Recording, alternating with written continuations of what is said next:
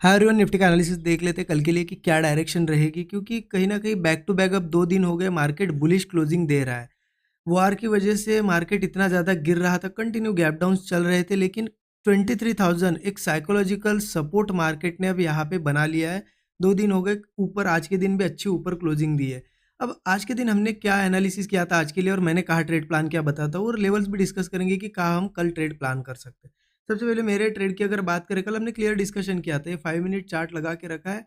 कल का हमारा डिस्कशन क्या था, मैंने एक चीज़ आपको बताई थी, कल की क्लोजिंग यहाँ थी। हमने क्या डिस्कस किया था कि ये रेजिस्टेंस इसके ऊपर जाके, जब ये 500 के ऊपर जाके सस्टेन करेगा, मतलब ब्रेक करेगा, उसके बाद सस्टेन करके कोई ब्रेकआउट बनाएगा, तब अच्छा ट्रेड बनेगा। अब यहाँ पे उस हिसाब से कहाँ पे वैसा हुआ, देखिए मार्केट पहले ओपन हुआ, ओपन होने के बाद हमारे लेवल के ऊपर है। हमने क्या डिस्कस किया था कि एक गैप फिल होगा, फिर एक गैप फिलिंग का मैंने आपको टारगेट दिया था, जो कि आज के दिन यहाँ पे हिट हो गया है। आप यहाँ से अगर मार्क करते हो तो सिंपली आज के दिन गैप फिल कर दिया है, राइट। लेकिन देखिए हुआ क्या, मार्केट ने पहले ब्रेक किया, यहाँ पे वेट कर रहे थे कि सस्टेन करके ब्रेकआउट बने, मार्केट ने रिट्रेस भी किया, फिर यहाँ सस्टेन करने लगा। मैं यहाँ पे एक लेवल मार्क करके वेट कर रहा था, ऐसी लेवल मार्क की थी, शेयर भी कर दिया था स्टूडेंट ग्रुप में कि यहाँ से अगर ब्रेक करेगी तो मैं अपसाइड का ट्रेड लूंगा, लेकिन वैसा हुआ नहीं। मार्केट ने रेजिस्टेंस बना के नीचे आया, मतलब कहीं ना कहीं दिखा दिया कि मैं सस्टेन नहीं कर रहा हूँ, मतलब वीक हूँ, ये मार्केट ने हमें शो किया।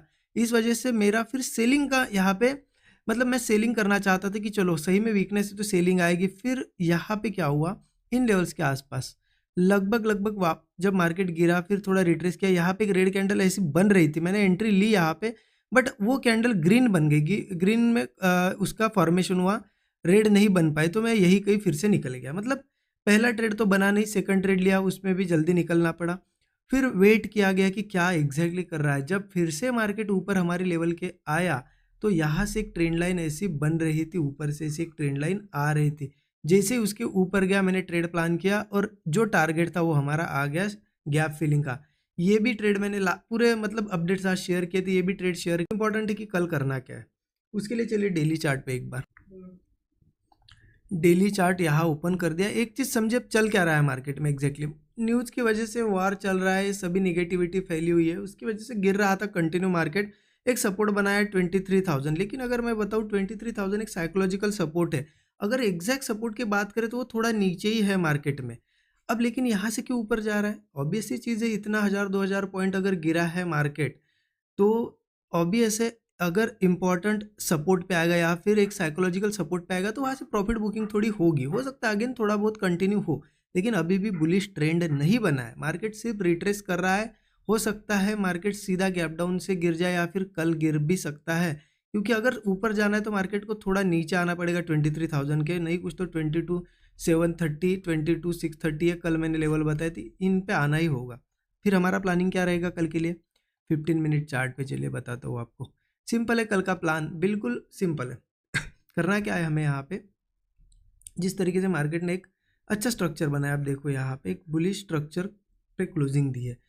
अगर ऐसा ही सस्टेन करता है तो हम इस स्ट्रक्चर के साथ कंटिन्यूएशन में जाएंगे। हो सकता है ये रिट्रेसमेंट यहाँ तक आई है और कंटिन्यू हो, और फिर जाके कहीं नेक्स्ट वीक वो गिरे, इसलिए हम ये ट्रेंड को भी पकड़ने की कोशिश करेंगे।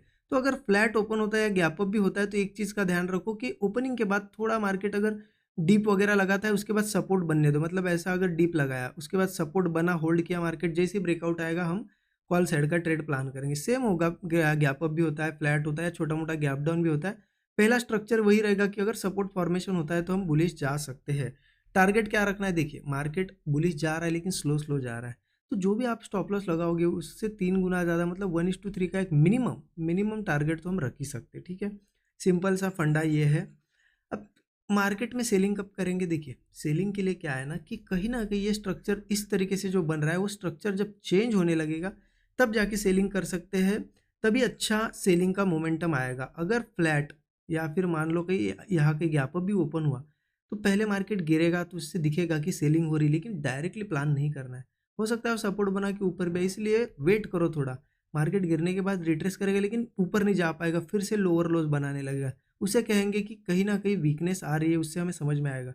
तो जैसे ही कोई ब्रेकडाउन बनेगा फिर पुट ले सकते हैं, या फिर ऐसा भी हो सकता है चलो कोई बड़ा गैप डाउन वगैरह हो, तो देखो गैप डाउन के बाद क्या करता है मार्केट, अगर ऊपर नहीं जा पाता है, सस्टेन करके नीचे ही ब्रेकडाउन देता है, तो हम वीकनेस का साइन समझ के पुट साइड का ही ट्रेड प्लान करेंगे, क्योंकि मेरा व्यू है कि ऊपर भी जाना है मार्केट को। मतलब अगर रिवर्सल करना ही है, चलो नए हाइज बनाने हैं, तो पहले मार्केट नहीं कुछ तो 22,730 22,630 ये लेवल्स जो है थोड़े सपोर्ट लेवल है, इन पे तो भी आना चाहिए, ये मेरा व्यू है। तो सेलिंग भी मैं यहाँ पे ट्राई करूँगा अगर वीकनेस दिखती है तो, अदरवाइज आपको बताया बाइंग कैसे करना है, ठीक है।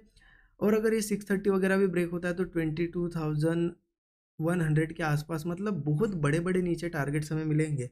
लेकिन अभी ये रिट्रेसमेंट, मतलब ये प्रॉफिट बुकिंग कहाँ तक जाती है उसको भी कैच करेंगे, फिर वो सेलिंग मूव भी कैच करेंगे। लेकिन अभी तो थोड़ा सा व्यू बुलिश है, क्योंकि स्ट्रक्चर वैसा बना हुआ है।